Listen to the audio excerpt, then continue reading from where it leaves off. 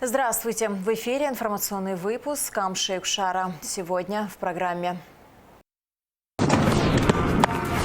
МИД Абхазии решительно осудил нападение Израиля на столицу Сирии. Израильская армия нанесла удар по Генштабу и президентскому дворцу в Дамаске в ответ на обострение ситуации с друзами на юге страны. Состоялось координационное совещание правоохранительных органов Республики Абхазия от 16 июля 2025 года. В Министерстве внутренних дел подвели итоги работы за 6 месяцев.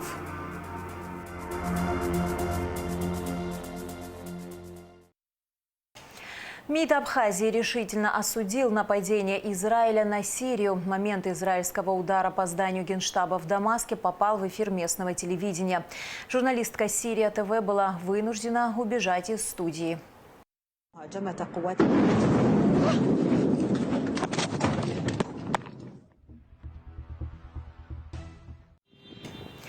В результате удара минимум 1 человек погиб и несколько получили ранения. И, как заявило правительство Израиля, приказы об атаках были отданы в поддержку населения друзов на юге Сирии, где происходили столкновения с правительственными силами.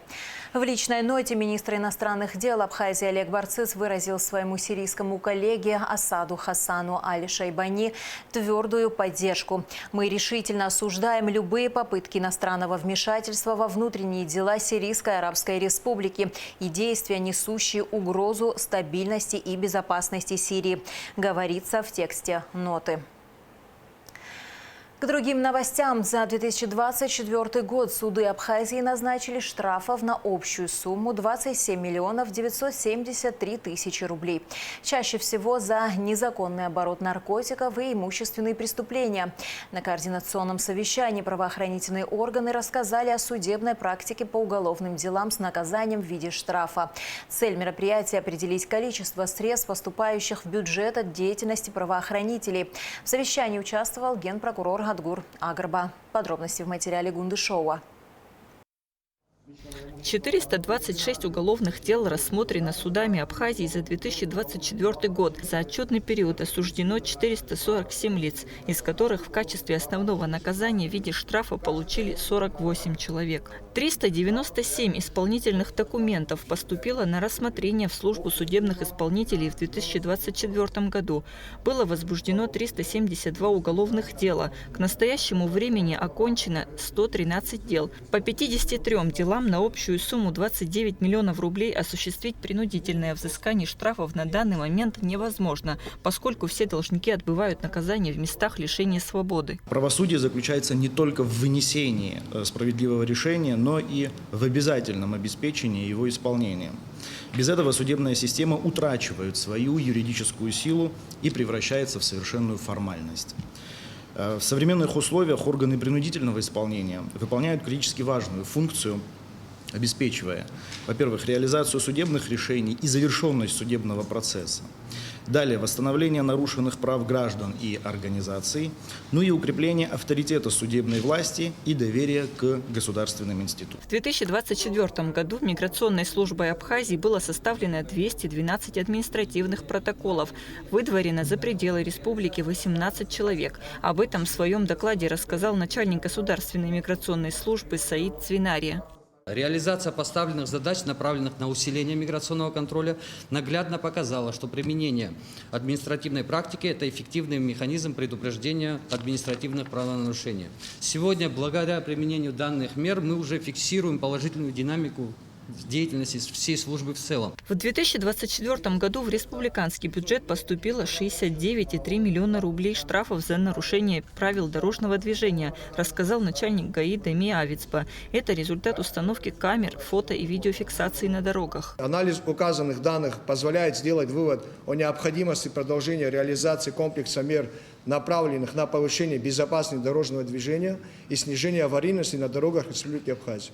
Ключевым направлением работы остается совершенствование системы автоматической фиксации нарушений правил дорожного движения, а также усиление контроля за соблюдением правил дорожного движения со стороны водителей.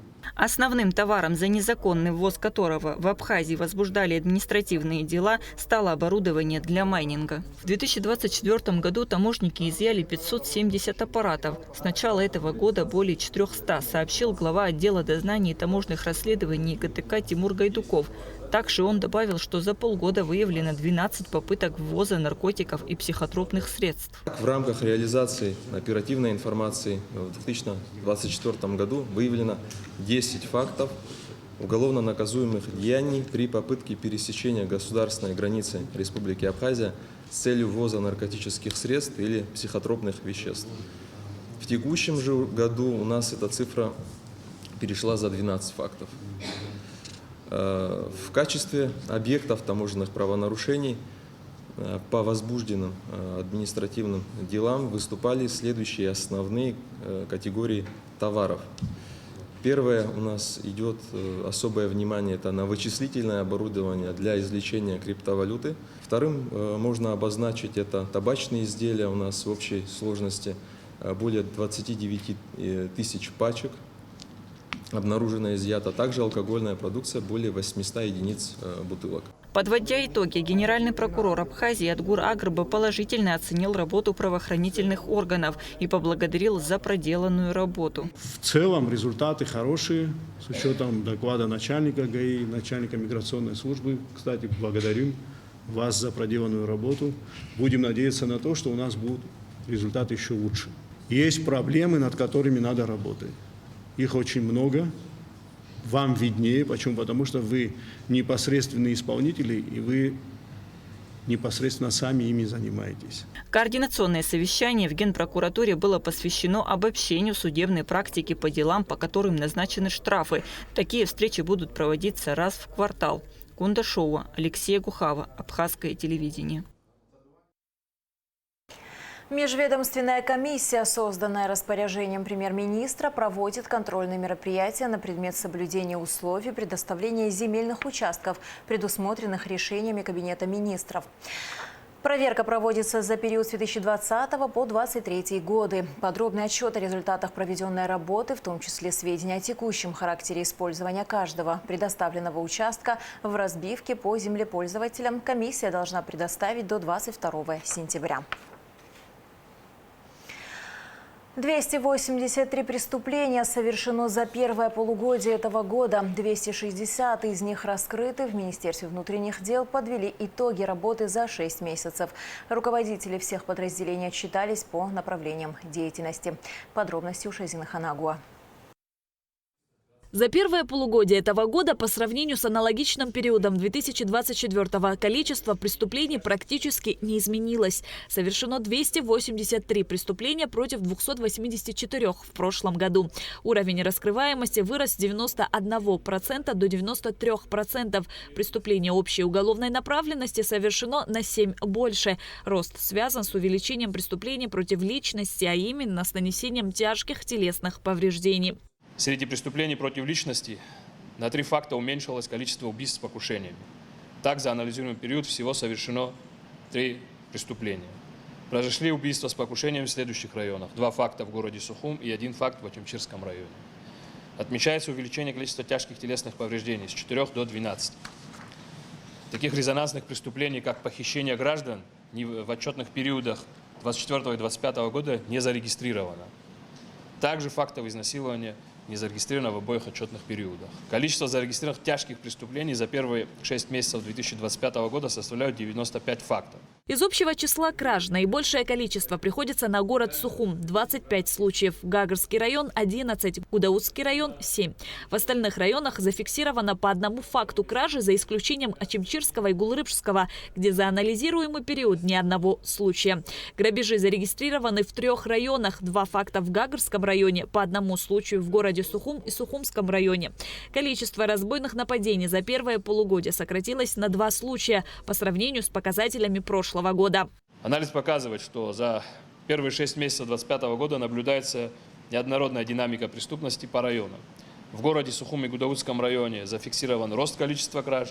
что свидетельствует о необходимости усиления профилактических и оперативных мер в этих районах. В Гагарском районе отмечается снижение, что говорит о положительных результатах профилактической деятельности в этом районе.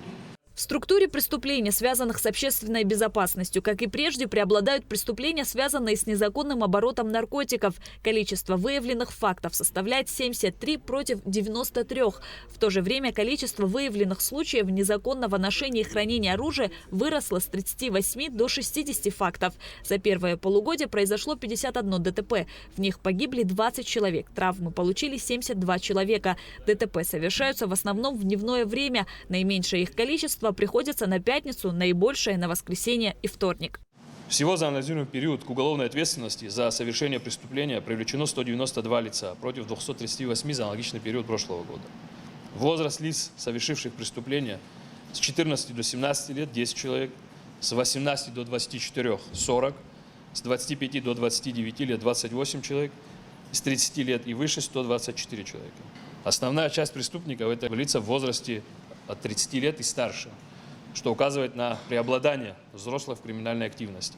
Должны все усилия предпринять для того, чтобы не допустить какого-то ухудшения, особенно в летний курортный период, как мы и говорили.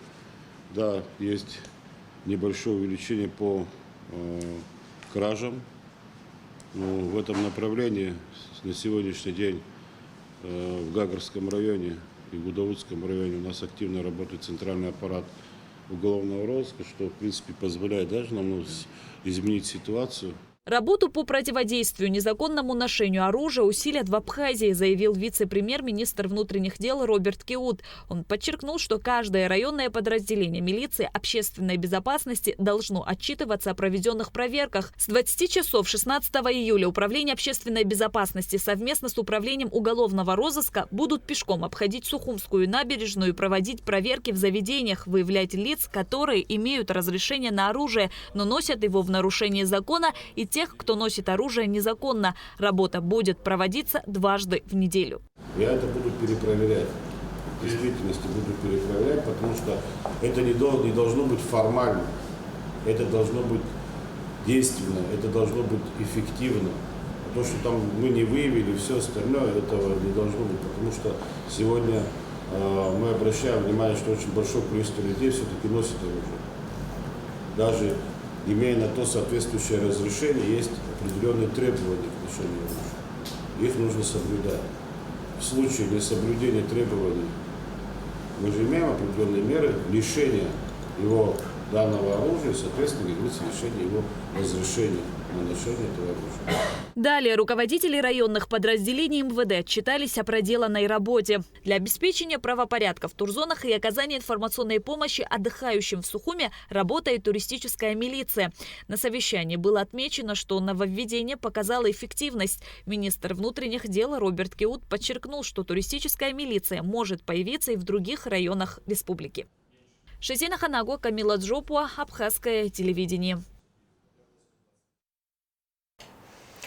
В Абхазии создадут электронную школу. Об этом, в частности, шла речь на встрече министра просвещения Ханы Гунба с ректором Армавирского педагогического университета Евгением Нижником. Электронная школа – это ресурс с интерактивными уроками, лекциями и домашними заданиями от лучших учителей. Евгений Нижник предложил организовать доступ к ней для абхазских педагогов. Гунба поддержала инициативу, отметив, что в республике нужно создать свою базу, в которую войдут уроки по абхазскому языку, литературе, истории Абхазии. На встрече также обсудили увеличение числа классов, робототехники в школах и участие директоров школ и завучей в образовательных программах центра «Машук». Печальная весть: на 94-м году ушел из жизни кавалер ордена Ахицапша третьей степени, кандидат сельскохозяйственных наук, профессор АГУ Георгий Алексеевич Хватыш.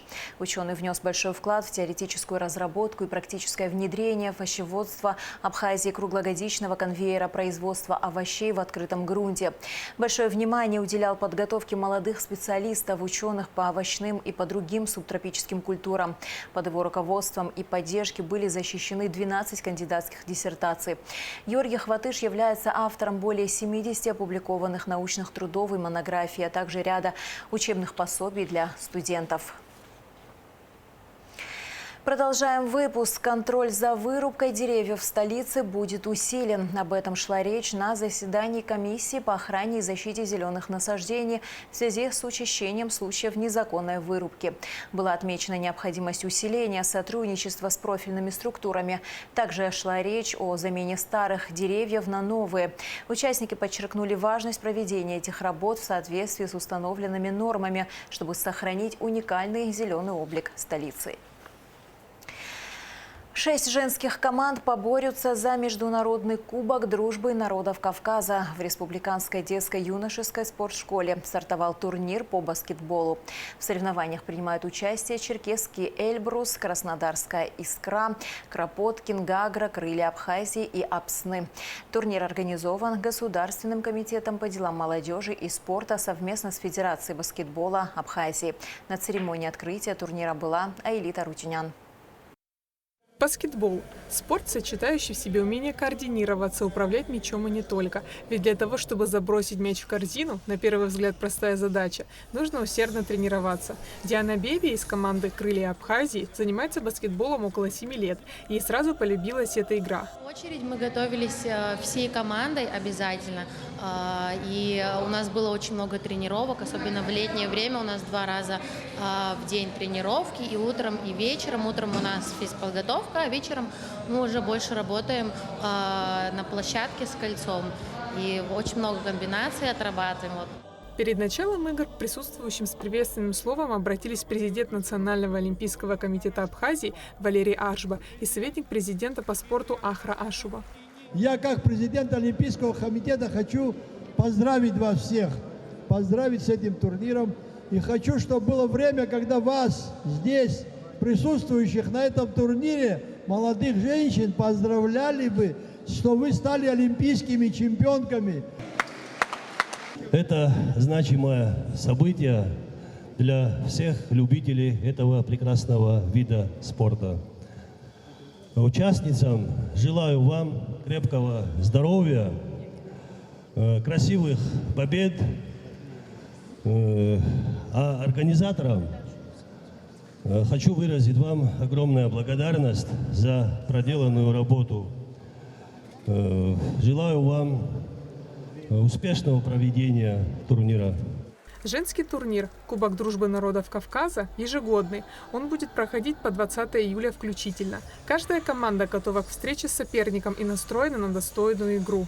Глядя на наших баскетболисток, видеть, как они лучезарно улыбаются, я уверен, что вы сегодня, эти несколько дней, нам покажете не одну зрелищную игру. Удачи, чтобы к нам приезжали побольше команд. Мы имели возможность развиваться, соперничать друг с другом. Поэтому самое, что ни на есть приятное в спорте, это соревнования. Участников церемонии открытия порадовал своим мастерством вокально-инструментальный ансамбль «Гунда». В соревнованиях принимают участие 6 команд. Это черкесский Эльбрус, Краснодарская Искра, Кропоткин, Гагра, Крылья Абхазии и Апсны.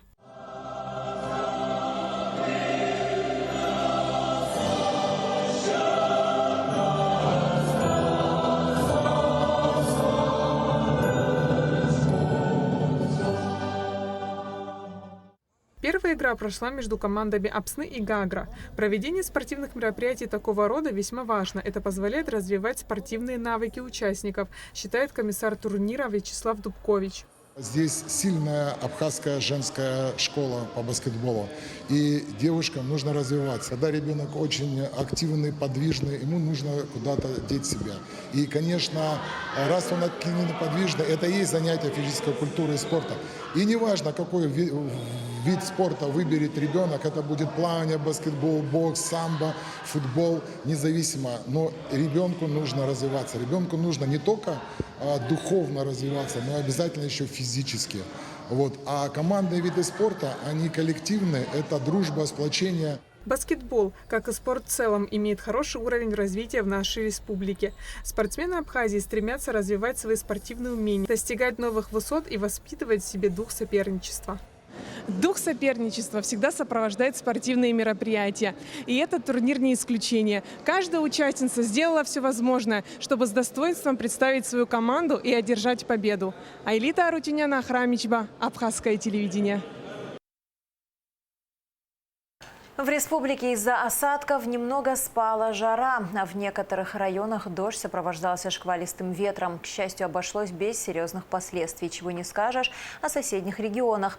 Так, в Кабардино-Балкарии сильный дождь с ветром привел к локальным отключениям электроэнергии. На видео из Нальчика ушедшие под воду машины, а некоторые водители пытаются спасти свои авто, рискуя собственной жизнью.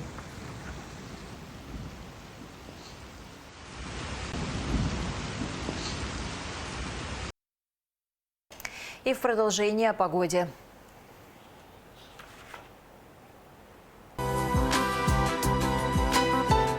В четверг, 17 июля, в Абхазии ожидается облачная с прояснениями погода. Временами дождь, гроза. Ближе к вечеру погода проясняется. Температура воздуха ночью 17-22, днем 24-29. Температура морской воды 26 градусов.